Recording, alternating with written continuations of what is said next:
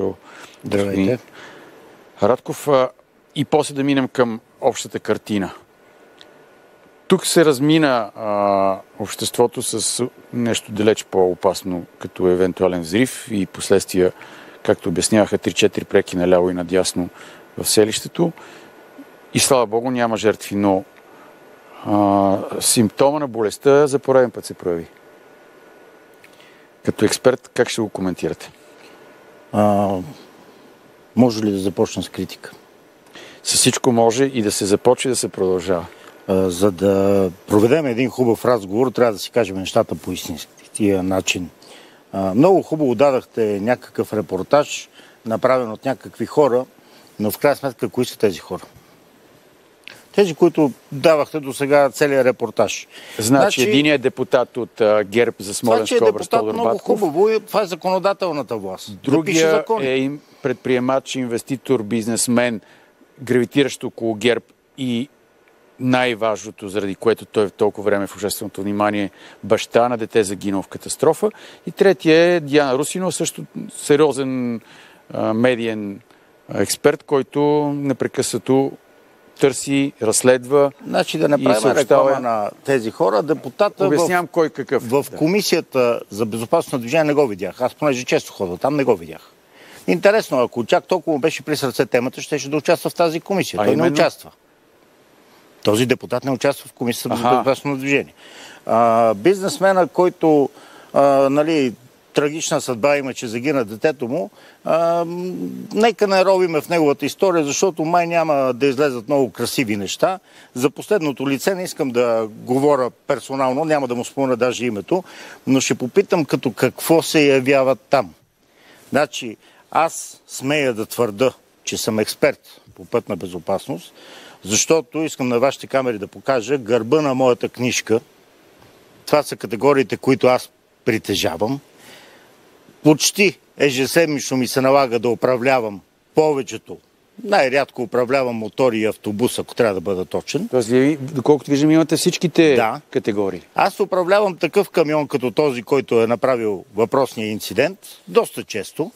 Имам представа какво е, имам представа какво е да ти поднесе ремаркето, имам представа как се товари товара, нещо, което транспортният министър каза, че имало разлика в 430 кг между левите оси и десните оси. Ами следващия път ще го викна лично да ми натовари камиона и да няма разлика. Защо? Много искам да го видя как ще стане това нещо. Няма такъв вариант. Вие качвате в един камион 30 палета. Знаете ли кое колко е? Дали има разлика между тях? Второ, когато седнем в личния си автомобил, ние сядаме от лявата страна. Ето, аз съм към 100 кг. Тежи ли 100 кг повече на левите колелета? На един автомобил, който е 2 тона общо тегло. Там имаме МПС, което е 40 тона. С 400 кг. Ако едната страна е по-тежко от другата, това е 1%. Само че, за разлика от колата, при камиона има системи, има кантар, който разпределя усилието между страните, така че го изравнява. Изравнява и височината. Това не е проблем. Но пак ще кажа, господин министър, следващия път, когато товаря камион, понеже му имам телефона, лично ще му се обада да заповяда да го натовари той камиона и после ще го качиме на кантара на автомобилна администрация, които са му подчинени. И ако има разлика, той да ми каже как да го карам безопасно. Нали? Нека всяка жаба да си знае гьола. Разбирате ли ме, господин Савов? И в момента започнахме с един инцидент, който по квалификация не е тежък. Този инцидент е лек инцидент. Ако нямаше увредено имущество, а беше се ударил, примерно, в спрял друг камион и двата камиона си тръгнат на ход, няма кръв, няма жертви, няма... Има само имуществени щети и двете превозни средства си тръгнат на ход, можеха да минат двустранен протокол. Даже нямаше нужда да ходи полиция там. Но в момента, понеже има увредено имущество, собственика на което най-вероятно ще предяви регрес, нали, ще иска да му се заплати щетата. Затова трябва по закон да отиде екип на пътна полиция, да установи в случая най-вероятно вина на водача на камиона, да му напише един акт, да даде един протокол, с който собственика на бензиностанцията да отиде да бъде овъзмезден за щетите и нещата се приключват. Но понеже едни 3 души, които не са от този регион, И тримата не са от този регион. Не знам какво правеха там, но отидаха и повдигнаха общественото мнение. Ние вече трети ден се занимаваме с този случай. Значи в този запис, но вие не го дадахте целия, по-добре, че не го дадахте целия, се споменаваше, че може би има чадър над фирмата. Да. Така. Аз чадър над фирмата дали има, не знам. Нямам откъде да знам. Нито съм служил... От Велико Търново. Фирмата като камиони съм ги виждал много често и в Европа, и в България. Нямам представа кой е собственик, не ги познавам. Наистина не ги познавам. Аз все пак съм в транспортния бранш, тези колеги не ги познавам. Нямам представа как работят и към кой гравитират. Но според мен има чадър над най-различни НПО организации. Както в случая, даже и вие, журналистите, разбирате за такъв инцидент от Фейсбук страница на определено НПО. Защо не разбирате от прес-центъра на МВР? Защо не разбирате от прес-центъра на АПИ? Къде търсите тук проблема? В НПО-то или в държавните структури? Ами, НПО-то как разбира Защото за настъпването? ние, журналистите и медиите, сме длъжни да реагираме, когато има така скандален случай. Вие НПО-то как разбира преди прес-центъра на МВР и съобщава за инцидента преди МВР? Виж, че отива на място и снима. И прави репортаж. Още по... Те в цяла България не могат да отидат веднага. Първи отиват МВР. Винаги. По принцип. Да. И бърза помощ, ако има тежък случай. Така че тези хора, които се явиха, и тук съм си записал няколко цитата от въпросното видео, аз имам чувството, че сред тях беше реалният вице-премиер на България. Защото едно лице там, което прилича на актьора Любо Нейков с перуката на Емил Димитров, така много заповеднически говореше с вице-премиера. Значи точно, че цитирам нещо. Обадих се на Атанас Тодоров, това е съветник на министъра на транспорта. Ако не знаете, ако е същия Атанас Тодоров, Анастас, извинете, и той отказа да ни даде скоростта на движение. В следващия момент лицето, с което говори по телефона и казва, това е Гроздан, аз се сещам само за един Гроздан, вице-премиер, нали? Казва, 60 км е показвал тахографа. Тази информация не е ли лична? Тя е въпрос на следствие. На Следствието може да я даде на съда.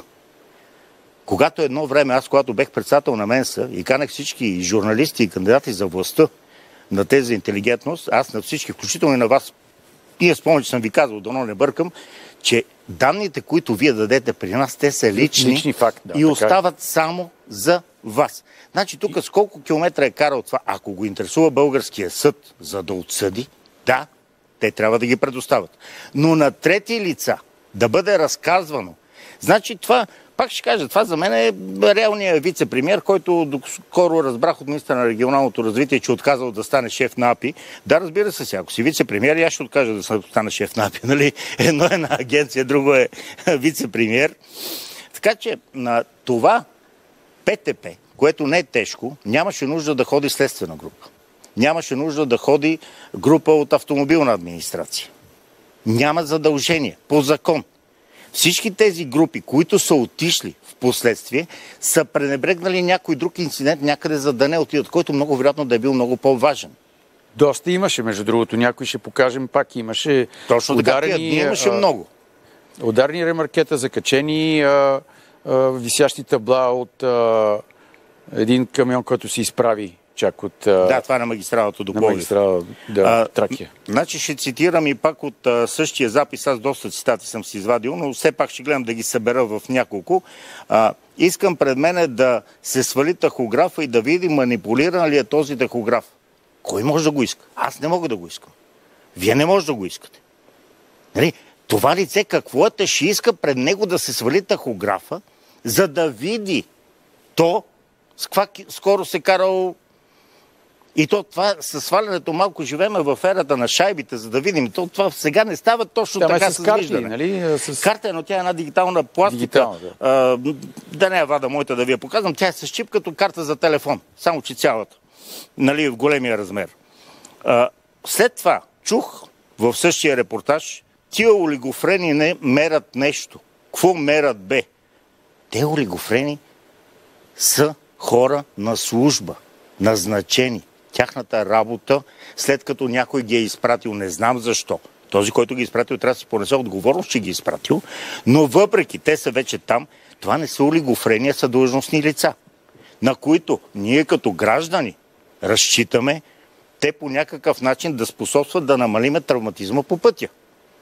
Нали, с техните действия, за които те получават заплата. Това са олигофрените.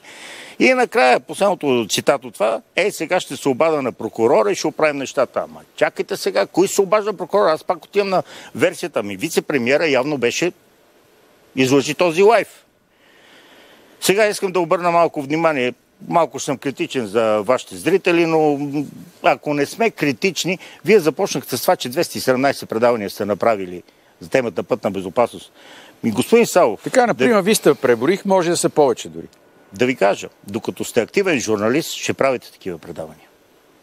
На мен не ми харесва да хода по студията и да говоря какво се е случило и защо се е случило. На мен не ми харесва да казвам защо този инцидент се е случил според мене.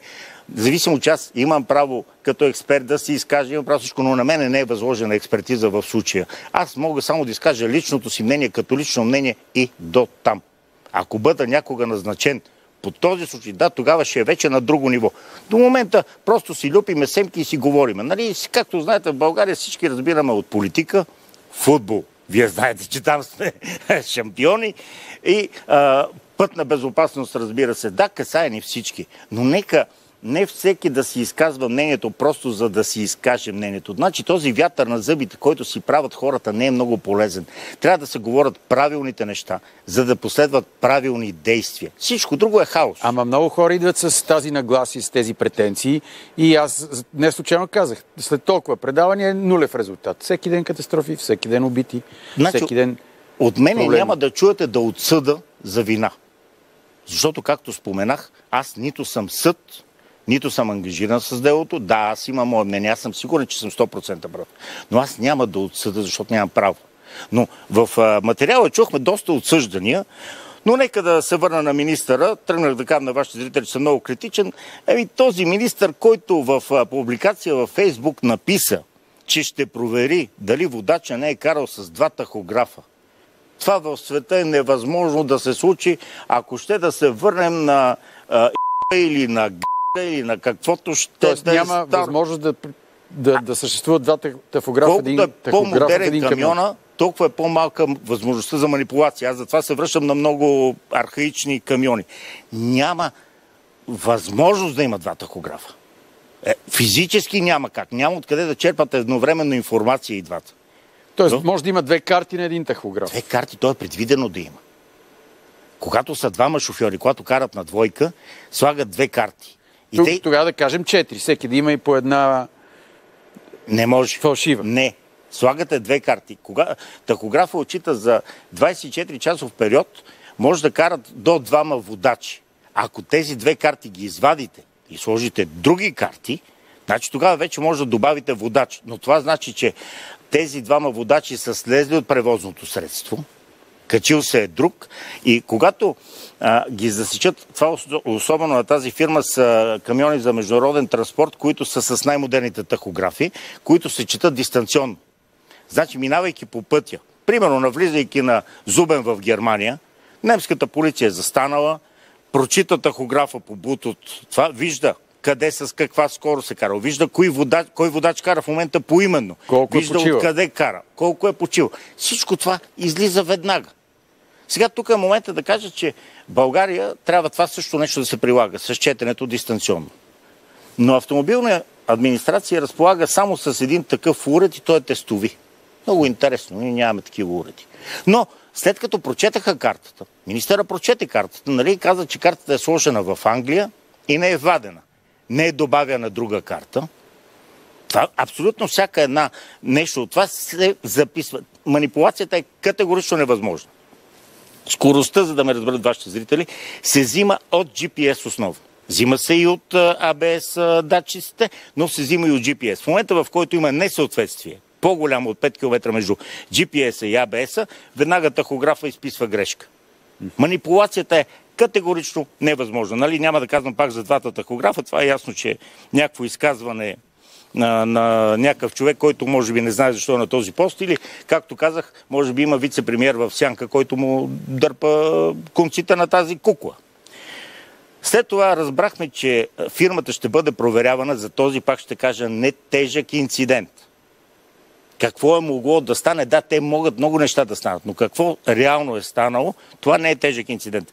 Там, дето се говори, че може да се взриви бензиностанция, това всичко може да стане. И метеорит може да падне върху газовата бутилка и да я взриви, нали? Абсолютно възможно, не е нещо, което не е възможно, но системите за сигурност на бензиностанциите са изключително строги. И за това, ако ви попитам дали сте виждали в скоро време, даже не в България, само в България, в Европа да се взриви бензиностанция, ще кажете, че не сте. Да, доколкото знам, са супер стриктни и сериозни мерките за безопасност. Не само това, при най-малкия повод има една пяна, която се разгръща от всяка. То става автоматично, може и принудително, може и автоматично. Разбирате, която неутрализира опасността от пожар или взрив. Да, няма кислород до самото гориво, без значение какво е горивото. И просто взрива, за който толкова се говореше, каква кратер там ще стане, може би вулкан ще да изригне. Не, няма да стане такова нещо. Нали, така е направено, че няма да стане. Което не омаловажава опасността, която представлява такъв тип инцидент. Инцидентът си е инцидент. Значи при подобен инцидент, вижте, там вече бащата на момиченцето беше прав. При подобен инцидент загина неговото момиченце. Сега за там имам един друг въпрос, но не съм го срещал човека, не искам да дигам тъгата му. Аз само бих го попитал дали неговото дете било с колан. Аз много пъти го чух този въпрос, задочно отправен към него. Ами, ако погледна колата, все пак аз съм човек, който дълго време се е занимавал с автомобили. Тя е смачка на страната на шофьора, да, пострадалия дядо, да, и момичето, което е било зад него, доколкото... От кадрите, които видях, отзад смачване няма.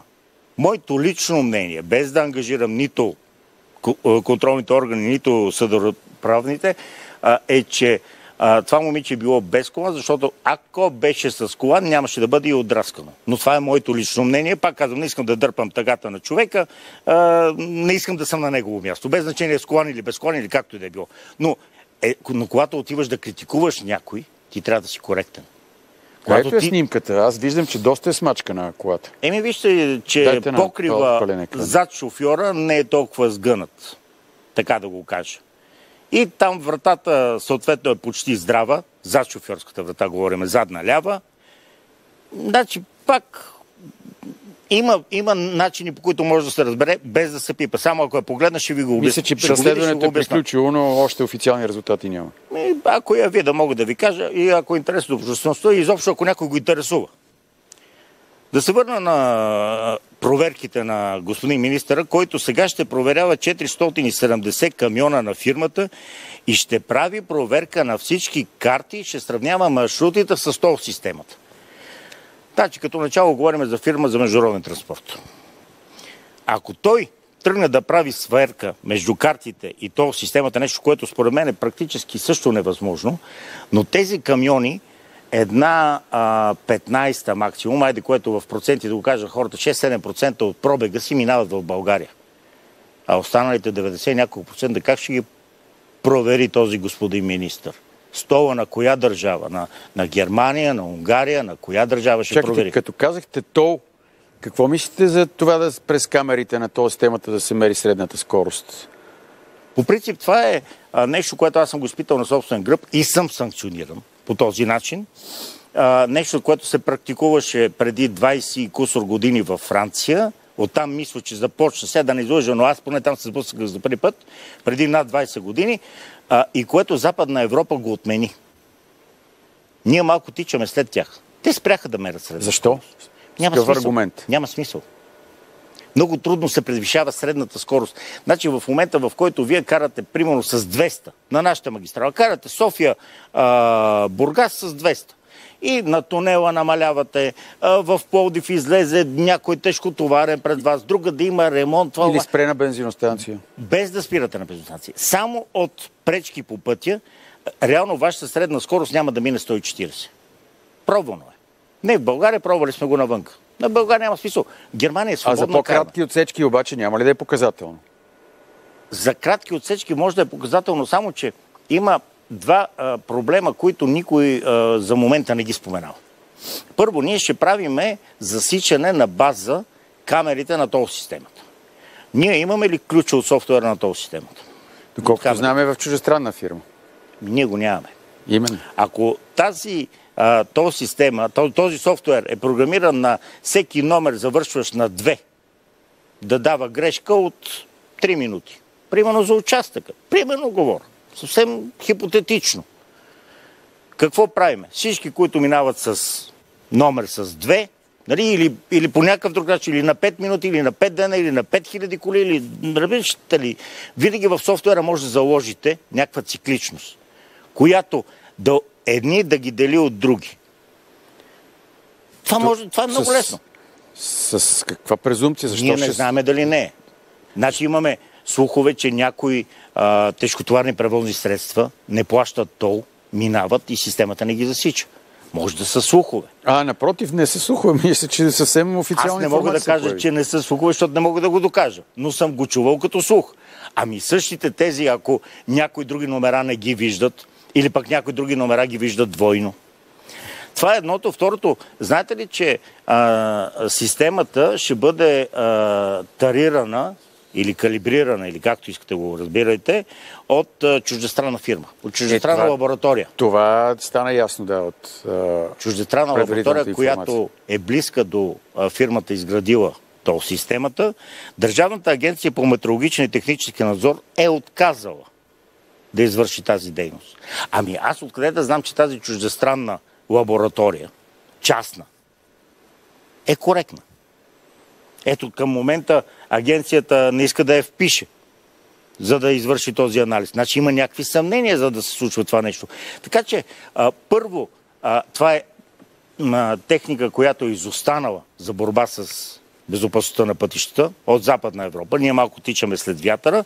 Второ, начина, по който бъде направена, ще бъде толкова лесно атакуема в съда, че всеки, който досега е превишавал по някакъв начин скоростта, ще продължи да се превишава. Но ако трябва да обърнем внимание на превишението на скоростта, макар че исках малко повече да поговоря за министъра на транспорта, то знаете ли, че на мое лично питане, колко са жертвите вследствие превишена скорост към главна дирекция на МВР, отдел Пътна полиция, те са ми отговорили, че по критерии превишена скорост те не отделят инцидентите.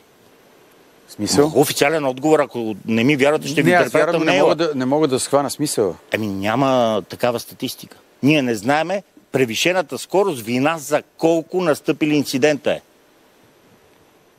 Знаеме за несъобразената, но за превишената не знаеме. И понеже говорим за скорост, да ви кажа данните пак от главна дирекция на МВР. Всичко това е получено по закона за достъп до обществена информация. За изминалата година, 366 дни от годината, ние шофьорите в България сме заплатили, не са ни наложени, сме заплатили по 320 хиляди лева на ден глоби само за превишена скорост. Това ли е прословутия фонд събрано? Там се пълни този фонд. Да. За миналата година сме го напълнили с малко над 116 милиона. За предната година с малко над 99 милиона, почти 100 милиона. И оттам ли щяха да дойдат прословутите 420 хиляди лева обществена поръчка за икони, плажни топки, различни сувенири, ранички, пъзели, брандирани метални фигури на полицейски колички и най-вече, нали, прословутите икони, едноцветни балони и малки фигурки на пътни знаци, с които ще се бори тази война на пътищата и жертвите. Бих посъветвал хората от МВР, ако толкова искат да се борят, може би ако дадат повече пари за свещи, може и Господ да ги чуе. Ако искат да има ефект, нека да карат нещо по-разумно. Отделил съм си за МВР да ви спомена. Да, още повече, че излезнаха и пък и изчисления, че всъщност по цени съвсем официални, реални цени на дребно за значки, химикалки, плажни топки и балони, търгът, който е за 420 хиляди лева, всъщност сумата реалната е 190 хиляди лева. Вече другия въпрос, че Даниел Митов нареди проверката, която не ли мина, да бъде последвана от смяна на заместник вътрешен министър Калоян Милтенов. Господин Савов, този фонд се управлява единствено с разрешението на министъра. Как така министъра последен разбра за тази поръчка? Изрично в закона е записано, че този фонд се управлява от министъра на вътрешните работи. Точно така го отнесе оказа, че... замшефът на националната полиция. Той къде е? Калоян Милтенов. Той никога за нищо не е виновен и никога не е на предна линия да отговаря. Значи, за да приключиме МВР, ще цитирам член 165 от Закона за движение по пътищата, дословно го цитирам, определени от министъра на вътрешните работи служби, алинея 1, буква 3. Следят за състоянието на пътя и пътните принадлежности и издават писмени предупреждения, сигнали, писма или разпореждания. Много е важно с разпорежданията. До собствениците или до администрацията, управляващи пътя или до фирмата, поддържаща пътя. Значи, МВР може да се разпореди този път с тези окопи от 10 см, защото това не са коловози, това си окопи. Така, да бъде затворен. Да сте чули МВР да е затворил път, защото е опасен? Това им е вменено от закона. По същия този член те контролират и нас шофьорите. Също е член 165. Само че в друга алинея е записано. Така че МВР да не си измива ръцете, да не се правят на умрели гугутки, да хванат да си вършат работата. Но понеже в момента транспорта ми е по... Да, и само аз пускам за зрителите да прочетат предложенията в Закон за движение по пътищата от ППДБ в лицето на Божидар Божанов. Изглеждат логични, да видим кои от тях ще минат. Значи, в момента могат да ги прочетат, да. Вчера в едно предаване на една друга телевизия министъра показа диаграма за натовареността, това, което вие ми казахте, че лявата страна била по-натоварена от дясната. Да, защо господин министър на BTV? Да. Само да спомена и между другото, има много влекачи, на които от едната страна са резерварите, които побират между 600, 800 или 1 тон. Те са от едната страна. В различен момент, в различно изгаряне на горивото, тази страна или олеква, или когато го напълните, се напълва. Но за това всичко има кантар. Всичко това производителите на камиони и на ремаркета го знаят и точно за това този кантар уравнява. Може да го натоварите както и да е. Той го уравнява. Министъра показа вчера диаграма в това предаване на триосен влекач с двуосно ремарке. Не знам вие дали обърнахте внимание от клипа, който пуснахте в началото, каква е композицията. Двуосен влекач с триосно ремарке. А той пусна триосен влекач с двуосно ремарке. Това става много, много специфичен експертен разговор. Ама за нас, хора като мене, които само като го видят, то те дразни.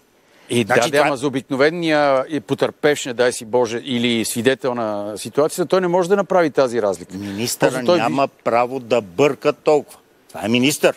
Вие министъра го разсипахте, това е ясно. Ама аз ще продължа с този министър, защото неговите думи беха, че 4 години безвремие е довело до това състояние на пътищата. В тези 4 години безвремие, 6 месеца, той беше министър на регионалното развитие. Ако тези 6 месеца за него е безвремие, да фане си върне заплатите. Също да върне това лице, дето го дахте преди малко, защото го беше назначил за съветник към министъра. Тогава, когато беше министър на регионалното развитие, фанат си върнат заедно заплатите на държавата. Все пак аз и вие, като данъкоплатци и вашите колеги, не сме длъжни да плащаме заплата на хора, които се оказа, че времето е било безвремие. То безвремето е 20 години, не е 2, не е 4. Няма да спора. Склонен съм да съм съгласен с вас. Но, когато обвиняваш времето, в което ти си командвал... 6 месеца, 4 години, да. 1/8. Не е малко. Да даде Господ всеки му ние с вас да сме по 6 месеца, пък да видим. Нали? Който има такива амбиции. Дайте за финал, че времето съвсем замина. Няма да остане възможност да коментирам края на футболните матчове и най-вече черното тото и уговорените и така манипулирани двубой. Да кажем някои думи за това, което пък малко светлинка в тунела се появи. Никола Цолов. Вижте, това момче на неговото семейство можем да стиснем ръката, да свалиме шапка и не знам още какво да кажа. Аз съм много голям фен на моторните спортове. Не само се занимавам с превоз, не само имам всички категории, нали, и това ми е в кръвта, бензина. Логично. Значи, това дете прави чудеса. С този скромен бюджет, който има. Това дете да спечели Монако. Монако е най-емблематичното състезание във формулата. И той да успее да го спечели, просто, разбирате ли, само може да му се възхищаваме. Талант, труд, финанси, късмет, шанс или и съответно всичко това гаранция ли е, че можем да имаме пилоти във Формула 1, което е върха на автомобилния спорт? Изхождайки от това какъв бюджет разполага, значи основно е талант и труд. Основно това момче само на собствените си рамене, на собствените си реакции излезе тази победа да имаме. Тук трябва да кажа, че според мен в България има много таланти. Но ние за моторни спортове нямаме нито една писта. Имаме до Пловдив там една писта, дето много не става като писта.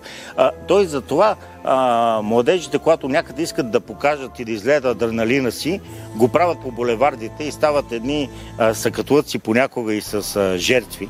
Защото няма този адреналин къде да се изпусне.